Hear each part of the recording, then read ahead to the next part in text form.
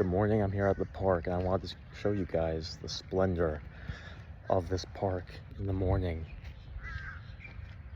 Look at this.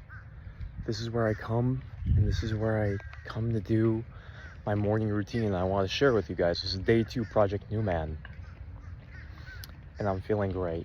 Thanksgiving yesterday was absolutely fantastic, and you have to see this. This is something else. The mist and how the sun is hitting the field. I've been coming to this park for years, guys. That is just something else. The early morning routine is just such a powerful way to start your day. It's just so beautiful. This is what you get for waking up early. I was up at 5:45 today. Got a good 7.5 hours sleep. I just let my body get whatever it needed. And you know what? We're gonna go barefoot here. We're gonna go barefoot here because this is just so wonderful. The beauty of it right now. Wow. Get that on my skin. That is beautiful. So I want to tell you guys a little bit about my morning routine. I'll bring you through what I do for my morning routine. I'm feeling good this morning. Woke up feeling a little bit tired, not really. Had a little snack last night after I came home from being with the parents and my nephew. I'm an uncle. I have a sister. She's 35. I'm 33, and she was working yesterday, but we went over to her house and we babysat and had a nice Thanksgiving dinner. It was just beautiful. And so today is time to show the morning routine. It's always starting with yoga. So the first thing I did in the morning was visualizations. So I guess it would be better if I actually show you what kind of herbs I take, and the visualization process I'll definitely share sooner rather than later. It's on the Sadhguru app. There's so many ways to do visualizations, and it's just amazing. I feel so charged by it and so inspired by it, and every time that you do it, you get different insights, and there's different visualizations that you can do. And the visualizations that you can do can be for health, for peace, for love, for success. And right now I'm doing for health and success. And every time you do it, you get different insights, and it charges your body. And it's such a powerful way to change your state in the morning. And then you take that energy and you go with it throughout the day. Oh, it's just wonderful. This is just beautiful. And your life starts to change, and I've seen so much progress with it when it comes to changing even how I interact with people, my confidence level, the weak spots in my mind that have limiting beliefs. Like what I've been working on recently is being more confident, being more assertive, being more extroverted, being more comfortable around people, being more energetic and positive, and having a stronger voice. And visualization helps with all of those things. You feel it in your body, and then you end up being able to express it more in the world, and it really does change you. It's really fantastic. You do deep breathing, you change your state, you relax your body, and then you feel this different sensation as you visualize, and you feel the reality of it in that moment, and that changes your brain. The science to visualization is so fascinating. And this is what we're talking about with mind-body medicine, is that you can literally change your body just with your mind. And it's very important, the different techniques that you use to be able to create the powerful stimulus in your mind. So you change your brain state so that you're under self-hypnosis, and then you're able to alter your brain and influence your body with these experiences so you can change your self-image. And that's really the crux of psycho-cybernetics. a revolutionary book by Dr. Maxwell Maltz. And that's one of the strongest and most famous self-help books that have been written in the past 100 years. Revolutionary. It explains the science of visualizations and the power of self-image and how to change your self-image with the visualizations. And so I'm feeling the change, I'm feeling the progress, and I'm loving it. You know, I started doing these health visualizations maybe 2 months ago in October, and now it's the end of November, and the phenomenal change I've seen in my energy and my body, it's healed my leaky gut syndrome. It's given me so much more energy. I feel much more charged. I'm running again. I'm doing more calisthenics. I don't have aches in my stomach throughout the day. I can eat many more foods. My diet was so limited. It was so limited to pretty much just bone broth, cooked vegetables, and fruits for so long. And now I'm able to eat pistachios and sesame seeds and Brazil nuts and tahini, and nothing is as heavy. And I've been visualizing these changes, and it works. It's absolutely amazing. So not only does it work on every part of your body, but it works on your habits and your behaviors and your emotional habits and how you interact with people. And so you can literally change so much about yourself. So I've noticed that I have been changing in how I interact with people at church and in class. I'm much more gregarious. I'm much more honest. I'm much more natural. I'm much more... it's easier for me to go up to people and to meet new people, because I used to be in this mode where it was very hard because I was like low energy, and so I would kind of feel like not a lot of motivation to go up to people. And now I'm going up to people that I really wouldn't even go up to before, and I just feel much more at ease. I'm letting go of a lot of the nerves and the social anxiety that kind of makes you act unnatural. And so this stuff works. This stuff works in a lot of different ways, and it's amazing. And so that's what I did this morning. I did 2 of those visualizations. They took 15 minutes each, but I always feel so good after I do them. And it's important to do them either in the morning after you wake up or at night before bed, because your body is just in such a different state. The brain state that you're in, I believe it's alpha. And that's when your brain is much more susceptible to influence and impressions. It's more impressionable. So that's when you want to do it. So this is where I like to come to do the yoga. Got my cork yoga mat. We go right here between the trees, and it's peaceful. There's not a lot of people here, some pickleballers over there. And my yoga routine currently is about, it'll take me 2 hours. I think it's like 7 a.m. right now. Be done at 9. And on the schedule for today,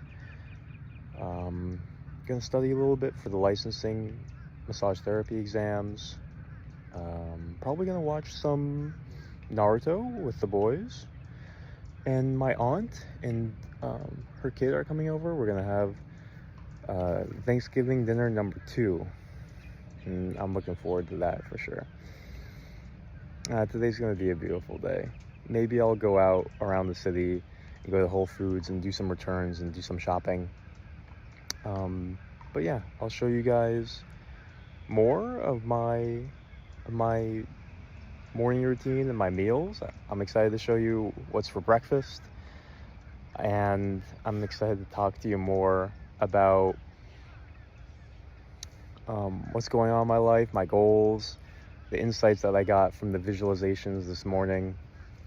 And you know what, it's so good to get sun on your body in the morning. sun on your whole body in the morning, especially that low angle sunlight. It's so good for you. So important for vitamin D in the winter. So I do want to share the insights that I got from the Power to Create Success visualization. So I told you guys a little bit about Hippocrates Health Clinic, and within the next 3 months, I want to be working there. And I kind of just know that it's going to happen, even though it's a world-class health clinic. I just feel like it's just lined up for me because I met somebody who actually works there in the massage program. And he was telling me how he's going to get me an interview with the personal training manager earlier in the program. So that's probably just going to open up, and I just believe it. I'm just going to manifest it. And so we'll see how soon that opens up. I believe within 3 months it's going to open up.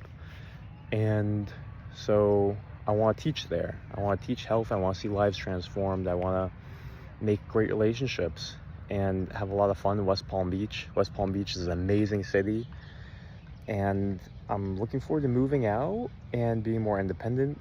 And it's just, there's so much that's going to happen in the next even 1 month, let alone 3 months.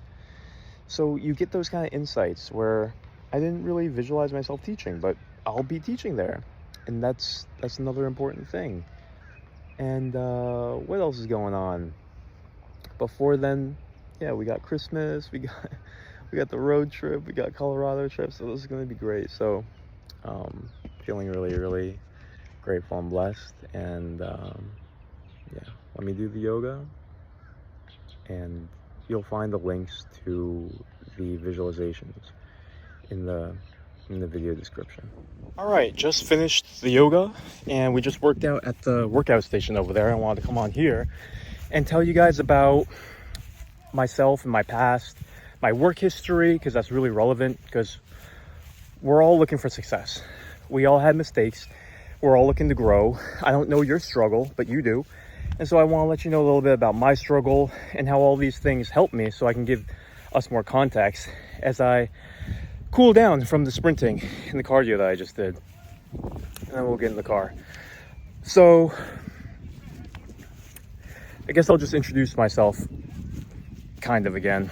So I have a bachelor's in exercise science. I went to Florida Atlantic University, and I wanted to become a physical therapist. Ow! Ah, shit. Ah, bee sting.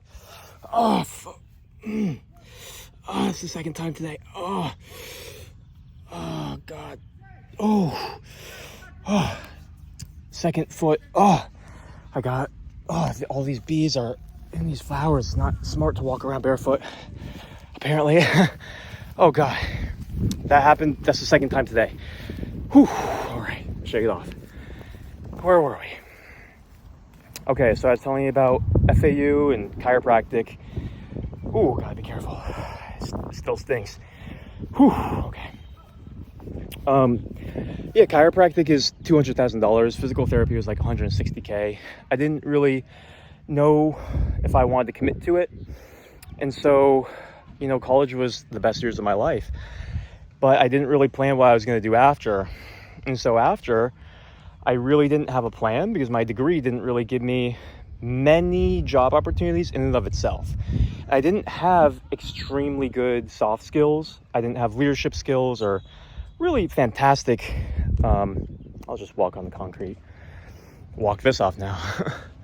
I didn't really have the most fantastic, get the lighting good, soft skills. And so I ended up doing some personal training. I had an internship at the Polo Club in Boca, and I learned some good stuff there. But I fell into a rut because I took a security position because it paid a little bit better than what I was doing as an intern, as a front desk assistant, which was a huge mistake. It was just the easy way out.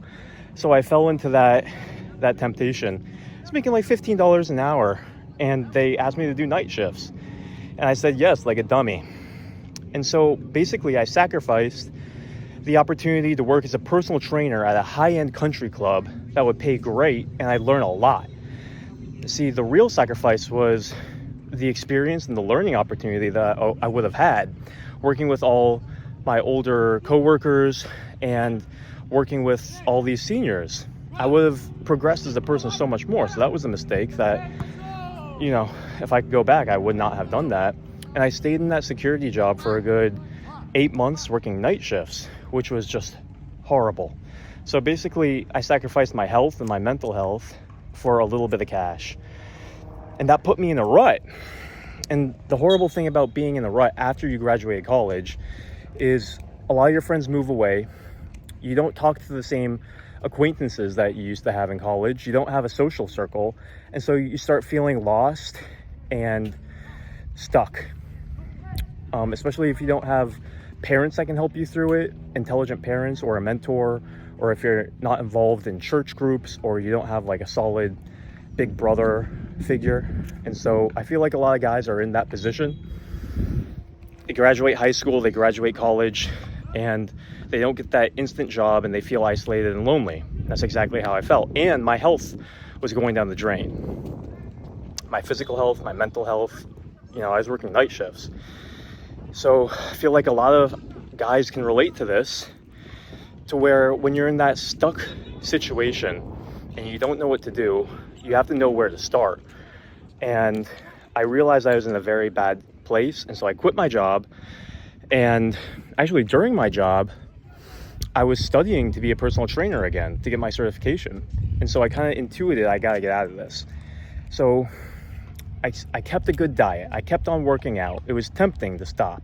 I was becoming depressed, but I didn't even recognize I was, because I'd never been really depressed before. Another thing that was happening was I broke up with my girlfriend that I've been with for 6 years.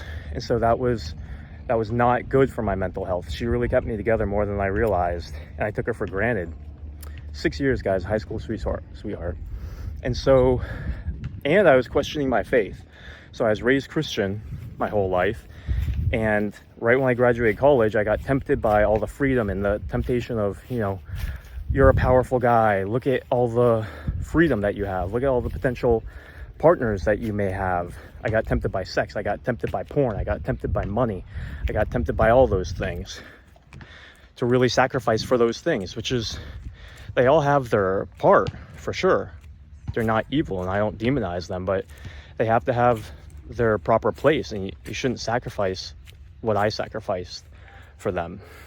And so you see the picture of where I was and what was happening. And to get out, I started studying for a new career in personal training, which is good. I was exercising, I was eating right still, and I quit my job and I started applying to personal training jobs and stretch practitioner jobs. And I landed a job at Stretch Zone, and that was my way out. And I still remember, let me rewind a little bit. Before I started applying for jobs, I had a breakdown moment. I had a rock bottom moment. Up until then, this was the worst part of my life. I was extremely depressed, and I woke up every day feeling empty, narcissistic, no purpose, no motivation. I was getting sicker and sicker. And I remember I was also atheistic. Remember, I was questioning my faith. I woke up feeling miserable, and I said to myself, I still remember these words: I'm 23 and I feel pathetic. What's going on? My life should not feel this bad. And I cried. I sobbed, and I cried, and I felt the misery and the pain. And I got down on my knees next to my bed, and I'm atheist at this time, and I said, if there is a God, please help me. I'll do anything it takes. I need wisdom. I still remember those same words. I need wisdom. From the universe, I need wisdom. And I just cried. I just admitted to myself, I'm such a damn fool. I'm ruining my life. Look at me. And I didn't really have resources in terms of people to help me out. And so I just cried out for wisdom. And you know what came to me? Think and Grow Rich, Napoleon Hill, Dale Carnegie, Tony Robbins, Maxwell Maltz, The Miracle Morning by Hal Elrod. All of these self-help books just came into my life. I forgot how even. Eckhart Tolle came into my life. All of these amazing men came to strengthen me when I admitted I needed wisdom. And I started studying all these books, waking up early, 5 a.m. I was doing the Miracle Morning Protocol. I still remember it. I was doing gratitude. I was doing affirmations. I was doing meditation. I was doing journaling. I was doing some exercise. I think that's like 5 of the 6. And it changed my life. Those simple things changed my life. I was reading. That was the 6th one. There we go. I was reading Napoleon Hill, The Law of Success. It took me into a vortex of wonder. Those books will absolutely revolutionize your mind. And those are the true self-help programs that saved my life. And from there, I was able to have the courage to study for the personal training certification and to apply for jobs and to change my life. That was the stimulus. Can't leave that out. I had a breakdown moment, a humbling moment. And I landed a job at a stretch studio. I worked there for a good year. Amazing growth process, great people, great coworkers, so many good stories, so much good experience. I was socialized again. I had friends, I had good coworkers, I had a mentor who's my manager. I had leadership experience brought to me. We were reaching out, we were helping clients, we were, monitoring our retention rate. We were doing outreach at different gyms. It was such a good growing experience just to work any job and get good at it. And it was a lifesaver. And from there, I really understood I really want to be in the field of helping people with their health. And, that was my start. And I didn't have to be a physical therapist or a chiropractor, really, to make a difference. I felt like I was making a difference. Turns out I got fired because I was doing stretches that they weren't wanting me to do, and they weren't covered by insurance. And so I was a little bit confused. I was idealistic. I thought I was doing the right thing, and I wouldn't listen to their warnings. So I kept on doing stretches. I held to my naive integrity, and it got me fired. But you know what?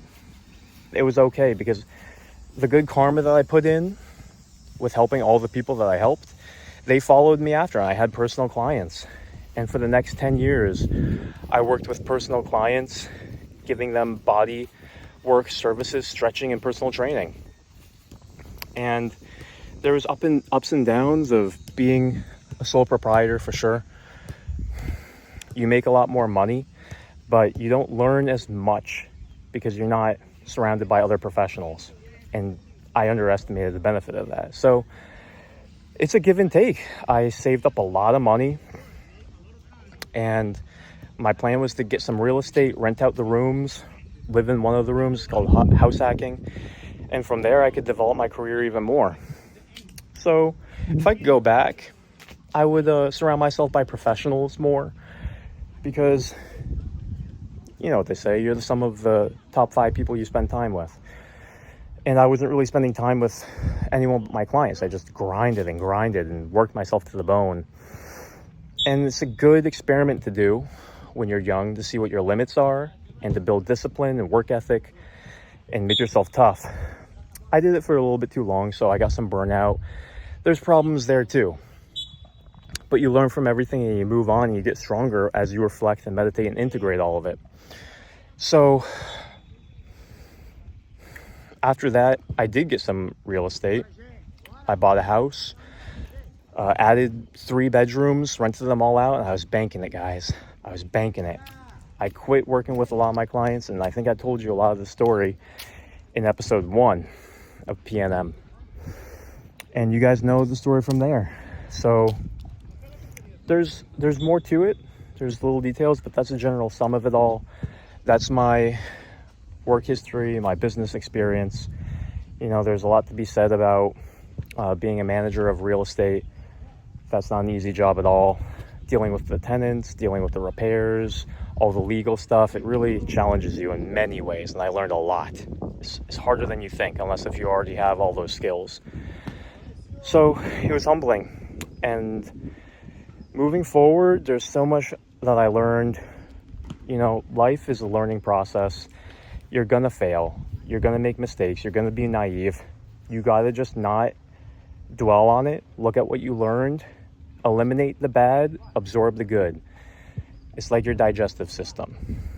You take out the lessons and the nutrients and you dispose of what doesn't serve you anymore.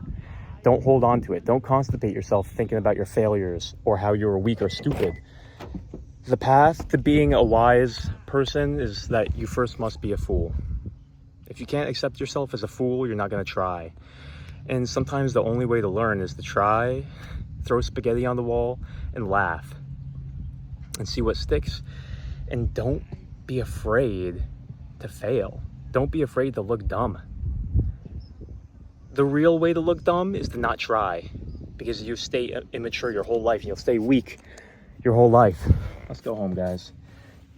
Those two beast things are nothing for me. So, I'm still teaching myself that lesson for sure.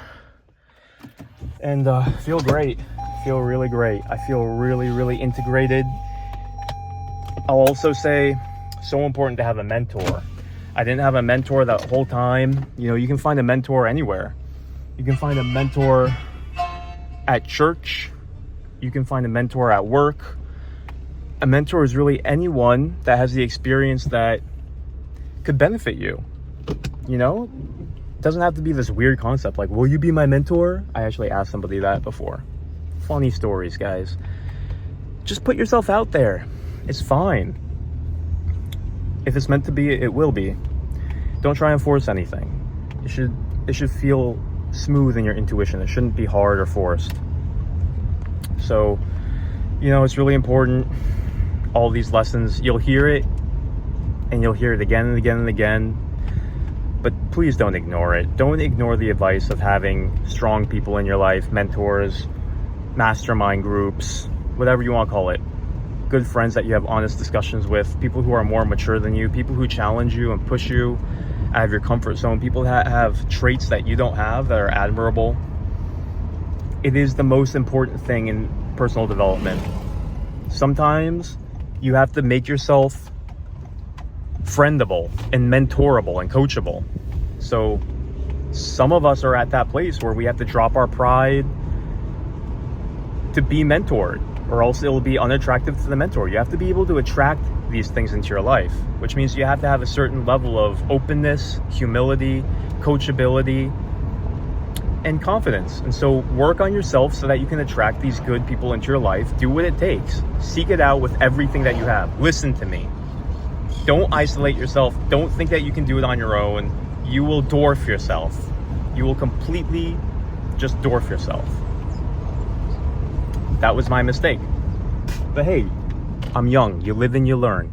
And I had some good mentors, and when I did, I grew the most. Same thing with coworkers. So I cannot emphasize this enough. I really cannot. Some of you might hear this and overlook it.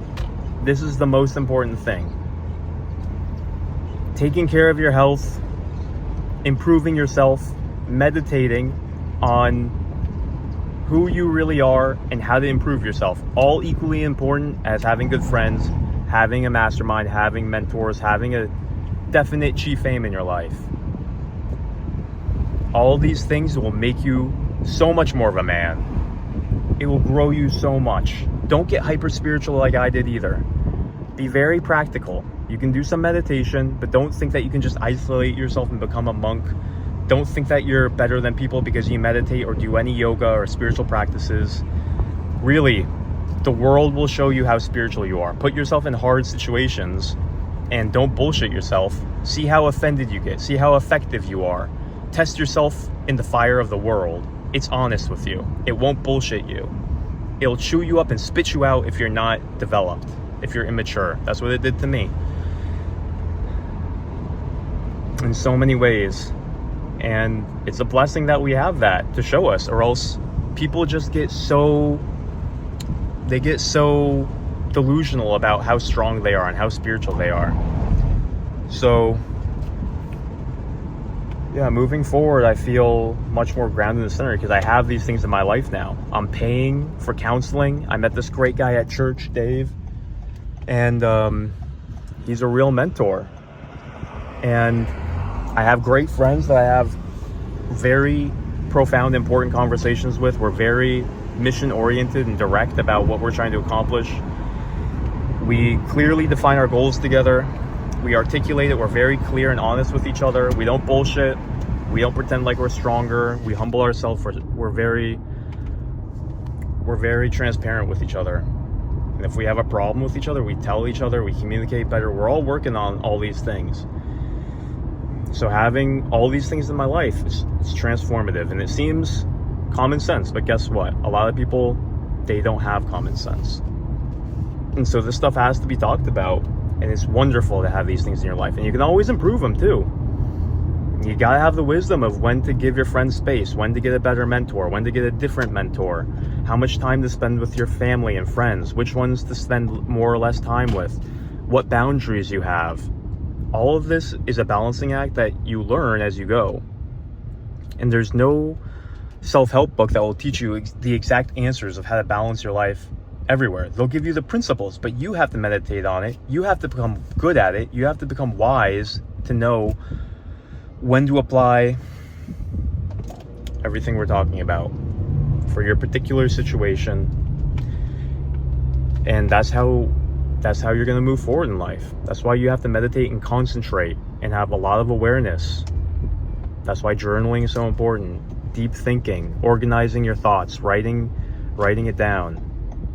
This is how you organize your mind. And as you organize your mind, your life gets smoother and smoother. And so that's why I do everything I'm doing. All right, so I'm pretty much home. And when we get home, we're going to eat an amazing breakfast. I can't wait. Pretty hungry. After all that yoga, calisthenics, and some interval training, some running, some jogging, some dancing. Guys, it's a beautiful day. It's Thanksgiving week. And I'm looking forward to today and tomorrow. We got Thanksgiving dinner coming up, and yeah, let me get breakfast ready, and I'll see you then.